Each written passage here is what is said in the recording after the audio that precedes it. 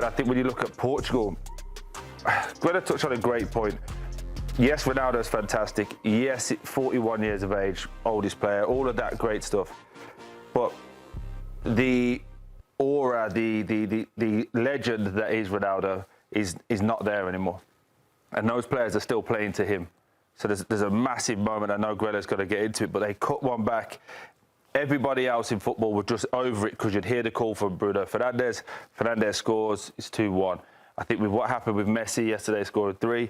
Ronaldo's sole focus on I have to score, it's about me, actually took away from the team today. And can you make that big comparison though, having only just, yes, okay, there's some, you know, there's some backstories in there for the build up to the World Cup, but can you say that just from what we've seen so far? Because there's been a lot of big players, big teams that have disappointed in the first round. And we've called it out every single day that we've been working. So I think we absolutely have the right to say that. I also think my eyes I just watched it. I just seen a player that unfortunately the game passed him by. And then I also saw the team play, get into real good positions and go, where is he? Where he should be. We're in good positions. How do we score? How do we win the game? When they're doing this breakdown tonight or tomorrow, they'll be looking at all the chances created and going, oh, okay, we need to pick the better option, not the Ronaldo option, because for years gone by, that has been the only option. Messi and Ronaldo, the comparison between the two is so interesting as well, because yes, this is a milestone for both of them with their 6th World Cup, but as Troy said, Grella, it was such a different showing, wasn't it, for Messi last night with Argentina? Yeah, and this is like what it looks like on a stat sheet. But if you actually watch both games, I watched both games. The performance spoke for itself as well. Like I know different positions and everything else, but if you were the DR Congo, if you're anyone playing Portugal moving forward, all you need to know is where Ronaldo is, because every time they get the ball in a good situation, they're going to look for him, like Troy just said. So it was... the heat map alone also, as well, Grella, is quite telling as well when you look at it as well. Well, I was just going to say, you know, Nigel, like, you know, Messi's 38, Ronaldo's 41.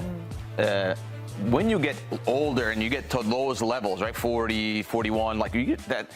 Every year is like a couple of years now at this point, right? So there is also an age difference. But Messi just moved well, looked really sharp, got his goals, precise. Everything went through him, had to go through him. Argentina's could have had a red card. Argentina's going not very deep in the World Cup without Messi. That's a fact. They don't win the last World Cup without Messi. That's a fact. With Ronaldo, at this point, from what I watched from the first game, and maybe this is a little harsh because it's the first game, he's more of a liability than he's an asset. That's clear as day. If anyone should have come out in the 60th minute, right, because they made a lot of subs, they subbed out Vitinha as well, it should have been Ronaldo.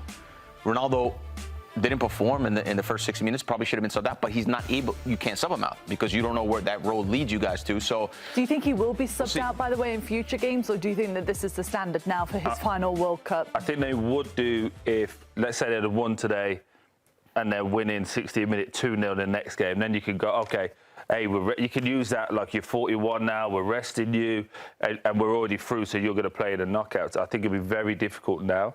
Also, I think what's really interesting as well, Rafael Leao came on and was terrible. Yeah, it was. You know, all the big name superstars that they've got, they're not, it's not about the individual. The players that they've got that have played for PSG, the midfielders that they've got, even Bruno Fernandes, these are all players that have played at a level at massive clubs that are the main men for their team.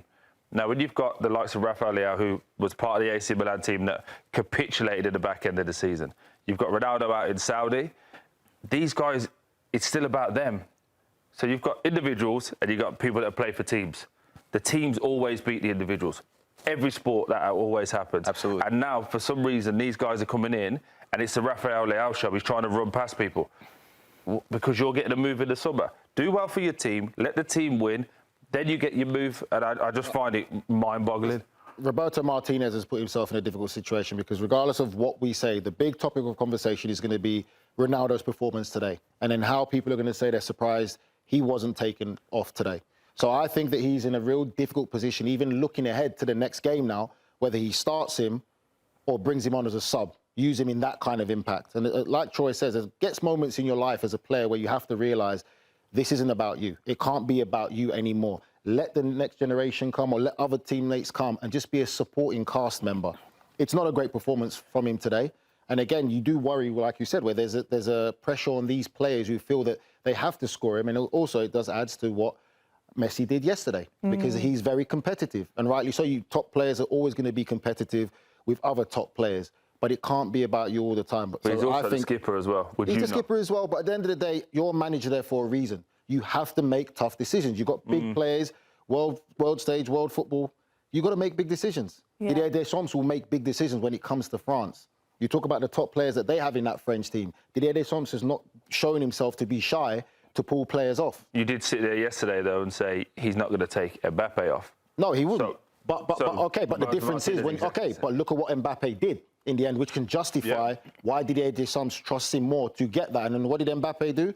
Scores that second goal, runs straight to the manager. Incredible second half, didn't he? Yes. Grell, what about tactically? Because there were some moments where they were really forcing it to Ronaldo, right? This one moment in particular that we're going to show is the most stark one. It was in the second half, in the beginning of the second half. And obviously they get the ball here, they get into this area here, and when this happens, the back line is here, let's say of Congo. When this happens, the back line's got to drop like crazy back here.